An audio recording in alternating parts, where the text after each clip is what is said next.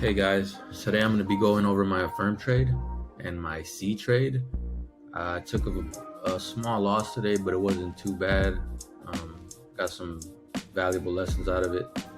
Uh, so the market's kind of in this weird trend right now. We're in like a downtrend, and it's kind of figuring out what it wants to do.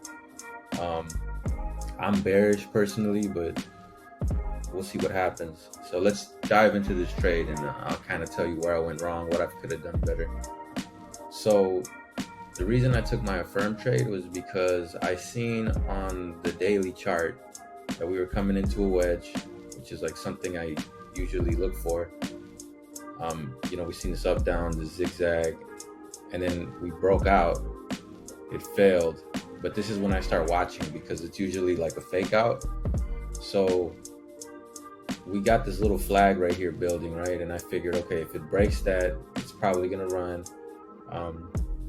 This is a good thing that I remember now. I had took a break from trading, but this is one thing that always usually happens with these kind of trades, is that they usually fail at the open, right? And I've mentioned it before, wait out the open. I said 6 minutes in the past, but to be honest, it's usually better to wait around 15 to 20 minutes. The nice pullbacks usually come in around 30 minutes, but still it's safe to wait, the first 15 minutes. So more into this trade, right? We're looking at a 1 minute chart. So on the 4 hour, we got the squeeze and everything right here. So it looks pretty, convincing. However, it did reverse, right? So that's kind of an issue, right? You want to look at the open. So the market opened, and I was watching for a break, which is something I usually do, right? Watch for the break on high volume. So we got our candle right on the 1 minute chart, the high volume. The problem is watch the wicks, right? We got this wick, and we had the wick right here at the same level previously. So it broke above the pre-market high, or not pre-market high, but the previous high, yesterday's high, but then it failed. So what I should have done was waited on the second candle, wait for it to close green, give me more confirmation, and it dipped back below. Since it was 0 days till expiration, this is a good example, right, for the power of options. 0 days till expiration is not for the faint of heart. If you're going to be trading 0 days, you better have the cash for it, or you better have the stomach for it.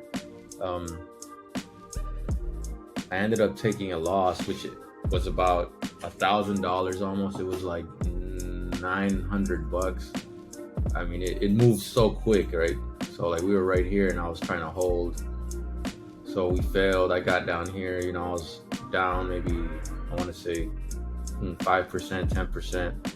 From here to here, it was 20%. And I said, okay, let me see for this breakout right here, which I should have just sold as soon as it failed, but I didn't. So I held. As soon as we got this drop, this drop alone right here probably took 40% of my position. So that was a huge loss, right? So I got out. As soon as I seen this, I already knew what this was. I'm like, we're getting a bear flag right here. It's gonna drop. So I got out. I got out at a loss, but you know what? I took the lesson, and we were able to trade another trade, right? So I got out. Then I just started watching the market for a while, and I was wondering, what's going on? What's going on with the market? If everything's gonna fall. So I started watching my other stocks, and I was watching my gap ups, and I was watching this Citi Bank, which is what I should have kept an eye on from the very beginning, because this is an ideal trade for me, right? Like, this is the kind of trade that I love looking at. And usually when I trade these gaps, I always trade on a 5 minute and a 1 minute time frame, right? So if we go on a 1 minute, I like to remove and look at it go. It's absolutely blasting off. So on a 5 minute, I removed the pre-market stuff, and on the 1 minute.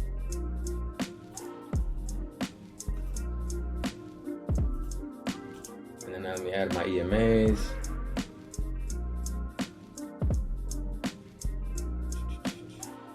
One second, guys. Sorry about that. EMAs and VWAP. All right. So this is where we're at. So I caught this. And what I did was I was watching this because it broke the high of day, right? It fell below but broke the high of day. But this is a good play that I like to use a lot, right? On the 1 minute, and a lot of times on the 5 minute as well. We get the pullback to the 9 or the 20 MA. The first green candle that you get to mount the 9 or the 20 MA and ride it, that's usually your entry. But I was over there messing with the firm, so I didn't catch it in time. But as soon as I seen it go up, right, I said, let me wait for the move. It broke the high of day. I was going to get in, but again, Affirm, right? We seen the same thing. We seen a candle with the wick, and then it broke back below, so I waited. As soon as it broke the second time, I got in. And I got in from here to I got out right here. Right? So this move alone recovered, I lost 950 and I made back about 750. So I was only down $200 at the end of the day. But again, 0 days till expiration. I knew that I should have held. I felt that I should have held, but I said, you know what? Let me secure, my capital. I have to make sure that I can continue to trade.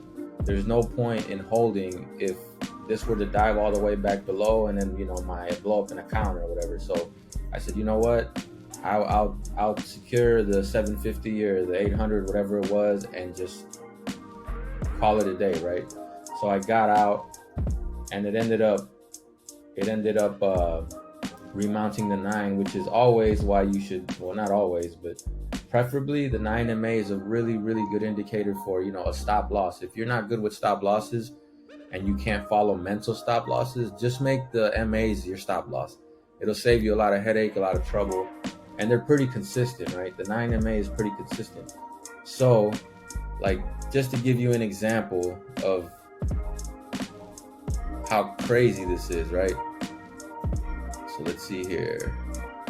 So I got in at 124 at some 46 calls at 124.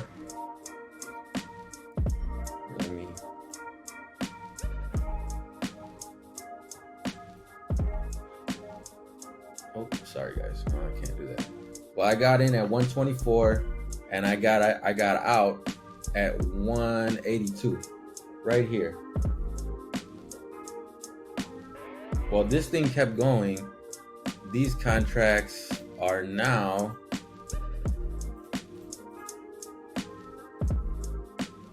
at 380. Wow. So that's about, it has to be somewhere around 2,500 on top of my 800 that I got back, right? So if I would have held, man, what a beautiful trade. However, we can't play the coulda, shoulda, woulda game. It was a good day after all. I made back my money. I'm happy.